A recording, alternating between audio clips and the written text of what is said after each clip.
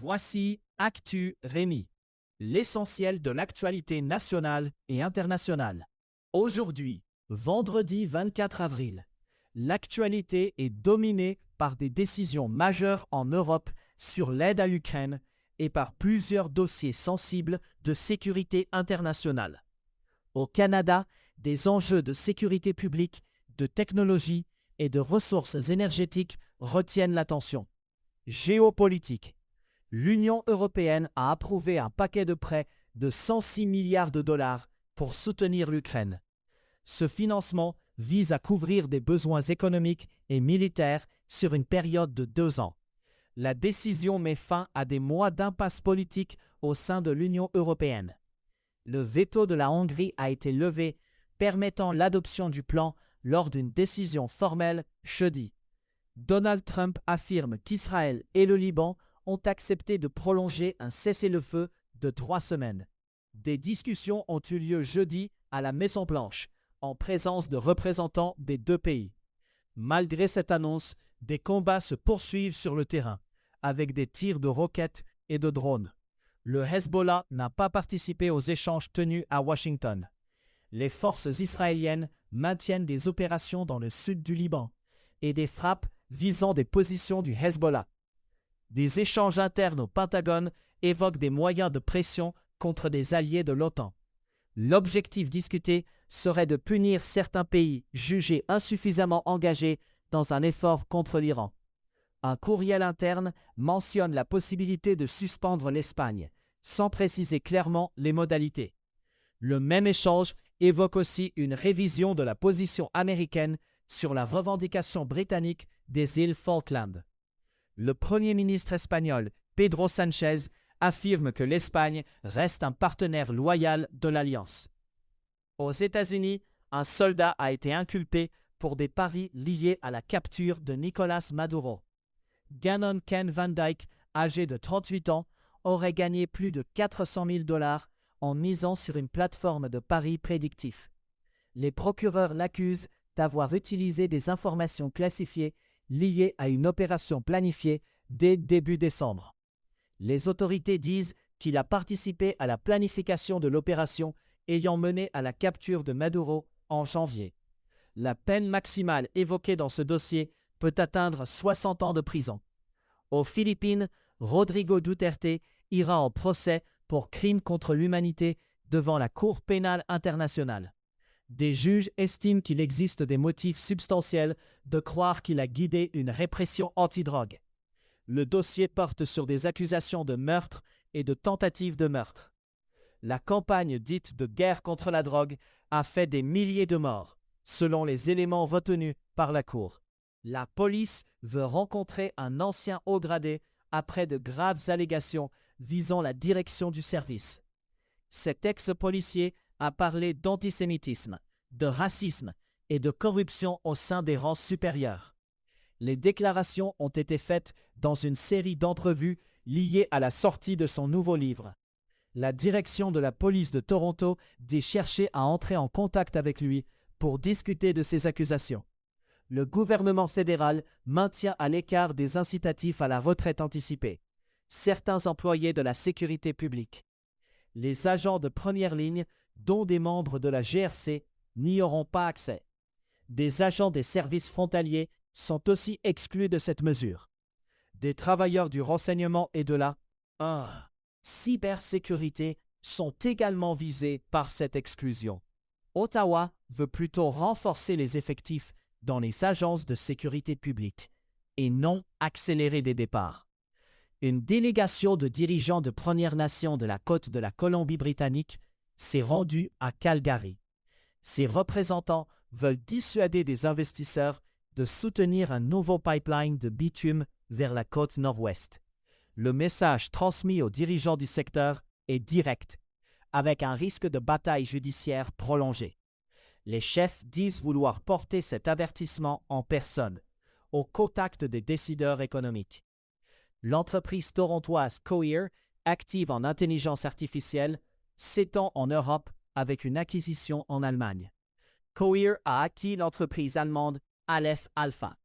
La société est présentée comme un fournisseur privilégié du gouvernement canadien en intelligence artificielle. Cette opération marque une expansion structurante de ses activités européennes. Science. L'administration Trump promet un durcissement contre des entreprises chinoises accusées d'exploiter des modèles d'IA américains. Washington parle d'un usage jugé abusif par des sociétés étrangères de technologies d'intelligence artificielle développées aux États-Unis. La Chine est explicitement ciblée dans cette orientation politique et technologique. Cette annonce intervient alors que l'écart se resserre entre la Chine et les États-Unis dans la course à l'IA. Le gouvernement américain présente la mesure comme une action de protection des avancées nationales en intelligence artificielle. La NASA mise sur SpaceX et Blue Origin pour réussir un retour habité sur la Lune avec Artemis 3. Les deux entreprises doivent construire des atterrisseurs lunaires pour la mission prévue l'an prochain. Artemis 3 est présenté comme une étape vers la première mission de retour sur la Lune depuis 1972. Le succès dépendra de la capacité des industriels à livrer des engins opérationnels et sûrs. La stratégie place l'exécution technique au cœur de partenariats privés, sous pilotage du programme lunaire américain. Climat.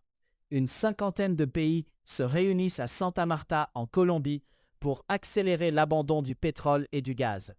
La rencontre débute vendredi et se veut un sommet de pays souhaitant agir plus vite sur la sortie des hydrocarbures. Québec et Ottawa y envoient des fonctionnaires sans dépêcher de ministres. L'enjeu central porte sur un sevrage énergétique organisé, avec des décisions attendues sur les trajectoires de réduction. Monde. En Tanzanie, une commission d'enquête sur les violences électorales a rendu son rapport jeudi. Le document a été commandé par la présidente Samia Suluhu, réélue avec 94,66% des voix. Le rapport reconnaît que des centaines de manifestants ont été tués après l'élection présidentielle. L'opposition rejette le résultat du scrutin, dans un contexte de contestation persistante. Au Royaume-Uni, de nouvelles révélations portent sur Jeffrey Epstein et des logements utilisés à Londres. Des victimes d'abus auraient été hébergées dans des appartements londoniens. Ces informations ravivent les inquiétudes sur des décisions policières répétées de ne pas enquêter en 2015. Le dossier remet en lumière les soupçons liés à des allégations de trafic et à leur traitement par les autorités. Aux États-Unis, les actionnaires de Warner Bros. Discovery ont approuvé la vente de l'entreprise pour 81 milliards de dollars. L'opération rapproche un rachat par Paramount d'actifs majeurs comme HBO Max, la franchise Harry Potter et CNN. La transaction doit encore franchir des étapes de contrôle réglementaire. Des critiques dénoncent un risque pour le pluralisme des médias. Le processus met fin à une longue saga de rachat, désormais proche de son aboutissement formel. Économie. Sur les marchés des matières premières et des devises, l'or s'établit à 4 695 $ américains, en baisse de moins 0,1% sur 24 heures. L'argent se négocie à 75 $ américains, en baisse de moins 0,6% sur la même période. Le Bitcoin évolue à 77 627 en hausse. Le dollar canadien s'échange à 0,732 $ américains. En Europe, des compagnies aériennes annulent des dizaines de milliers de vols en raison du coût du carburant. La hausse du prix du kérosène pousse les transporteurs à réduire fortement leur programme de vol. Les autorités de l'énergie avertissent d'un possible manque de carburant d'aviation si les stocks ne sont pas reconstitués. La situation est liée à une guerre avec l'Iran, qui coupe des approvisionnements en carburant pour avions. Les annulations s'étendent à grande échelle, avec un impact direct sur les passagers et la logistique des compagnies. Au Québec, l'entente sur la rémunération des médecins spécialistes a été entérinée à 86%. Elle prévoit une augmentation totale de 11% sur 5 ans. Le résultat confirme l'acceptation de l'accord par une large majorité des médecins spécialistes consultés. La mesure touche un enjeu central des finances de la santé, en liant rémunération et cadre négocié. Au Japon, Nomura annonce un bénéfice annuel record après un rebond des marchés. La plus grande firme de courtage du pays profite de la volatilité des marchés mondiaux. Nomura bénéficie aussi d'un regain de l'investissement et d'opérations financières sur le marché japonais. La performance est associée à un environnement favorable au courtage et aux transactions sur fond de reprise. À savoir aujourd'hui, le 24 avril 1916, l'insurrection de Pâques débute à Dublin, marquant un tournant dans l'histoire de l'indépendance irlandaise. Le 24 avril 1990, le télescope spatial Hubble est placé en orbite, ouvrant une nouvelle ère pour l'astronomie. C'était Actu Rémi. Plus d'actualités sur acturemi.news.